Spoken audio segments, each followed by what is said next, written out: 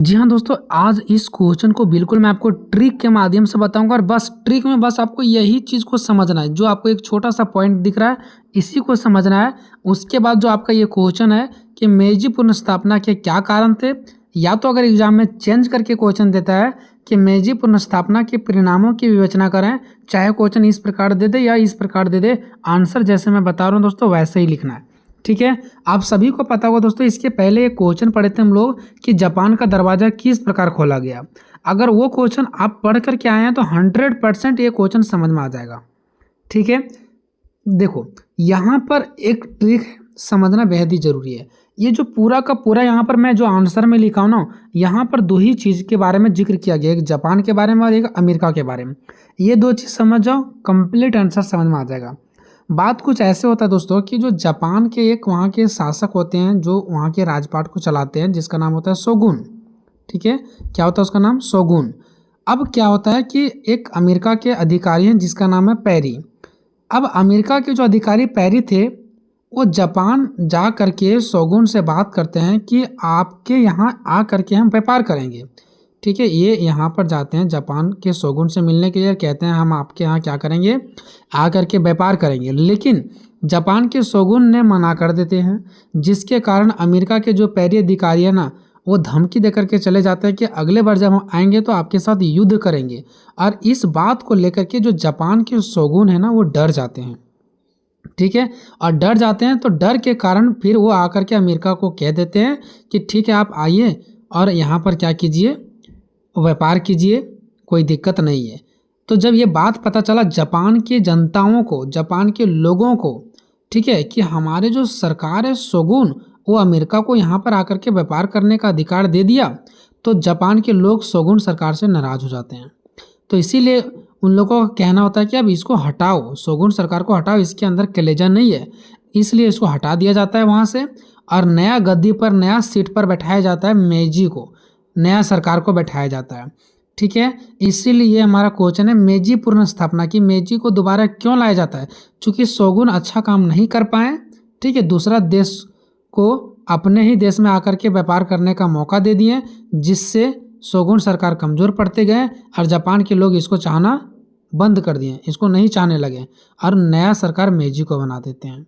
यही एक छोटा सा कहानी था इसका, आगे और भी कुछ आपको समझ में आ जाएगा। ठीक है, तो चलिए हम क्वेश्चन को समझते हैं।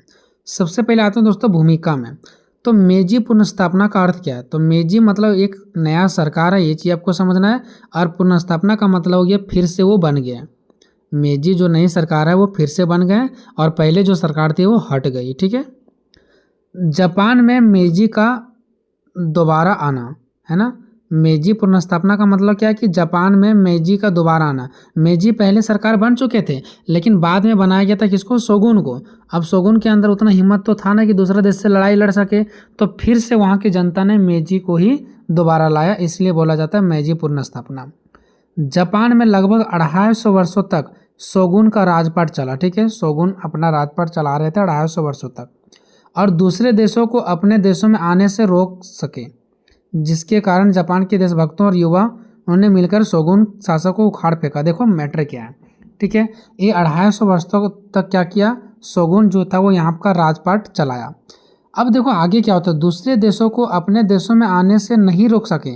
ये जो शोगुन है ना, जापान के सरकार बोल सकते हो उसको। ठीक है, तो दूसरे देशों को अपने देशों में आने से नहीं रोक सके, ये नहीं रोक पाया। अमेरिका को रोकना चाहा लेकिन जब अमेरिका धमकी देने लगे ना तो ये नहीं रोक पाए, फिर डर से बोलते ठीक है आ जाओ और व्यापार कर लो। तो ये दूसरे देशों को अपने देशों में आने से नहीं रोक सके, जिसके कारण वहाँ जापान के जो देशभक्त थे, यानी कि वहाँ के जो लोग थे, युवा योद्धा थे, वो सब नाराज हो गए और वो सब मिल करके शोगुन को, शासन को उखाड़ फेंकने का मांग किया और देश की एक नई सम्राट मेजी को सौंप दी गई।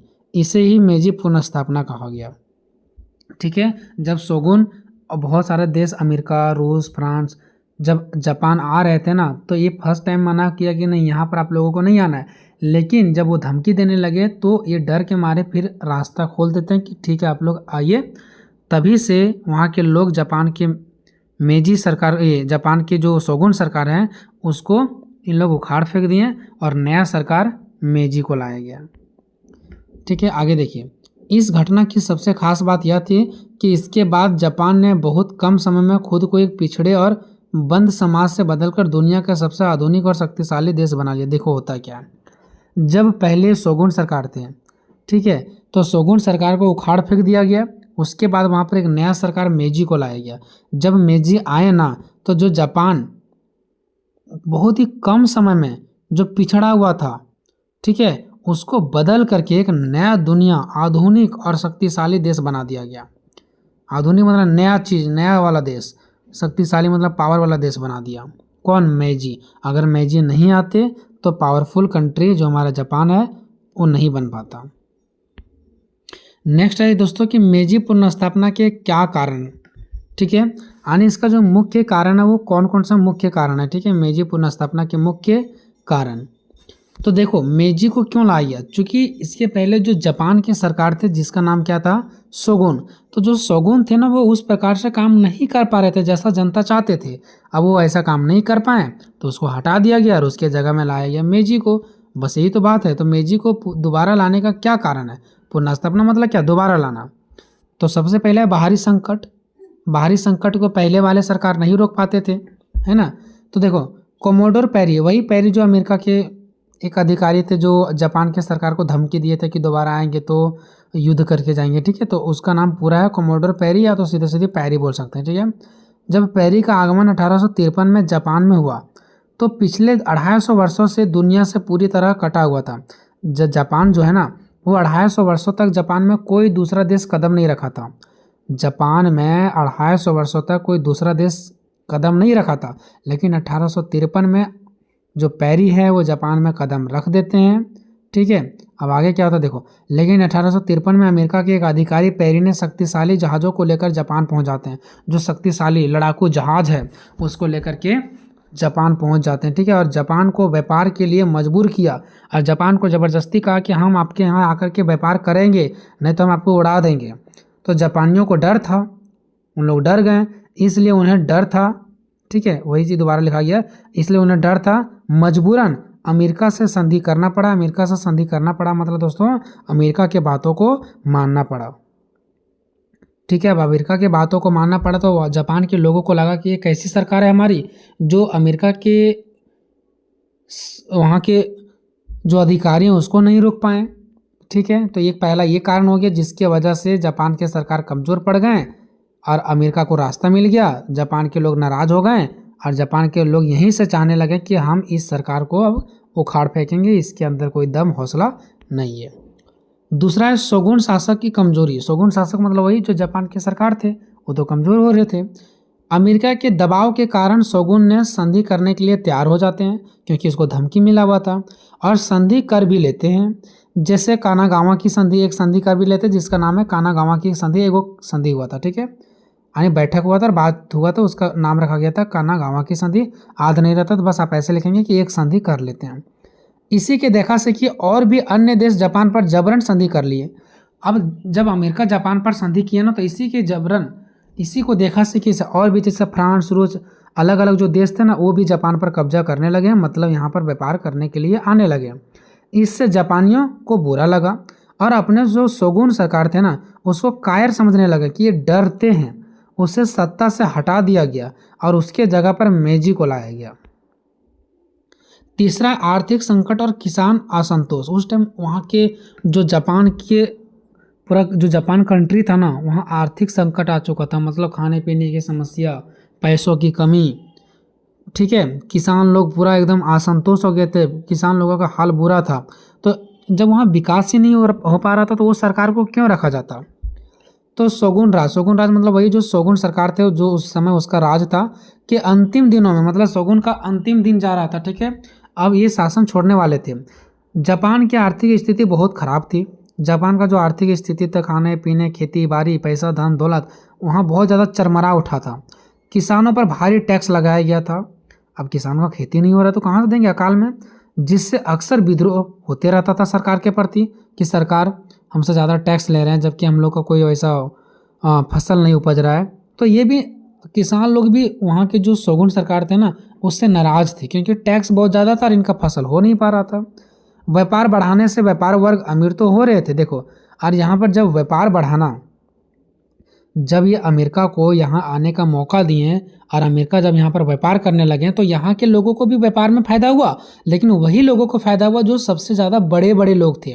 और जब जो सबसे ज़्यादा बड़े बड़े लोग थे उसको तो फ़ायदा हो रहा था, लेकिन उस प्रकार से इज्जत और भाव उसको भी नहीं मिल रहा था, क्योंकि बाहर के देश के लोग कदम रख चुके थे। तो यहाँ के जो बड़े बड़े व्यापारियों थे ना, उसको हालांकि फ़ायदा हो रहा था, लेकिन उस प्रकार से इज्जत और भाव नहीं मिल रहा था, जिसके कारण से यहाँ के बड़े बड़े व्यापारी लोग भी ये समर्थन करने लगे हैं कि सच में ये सरकार को उखाड़ के फेंक देना चाहिए।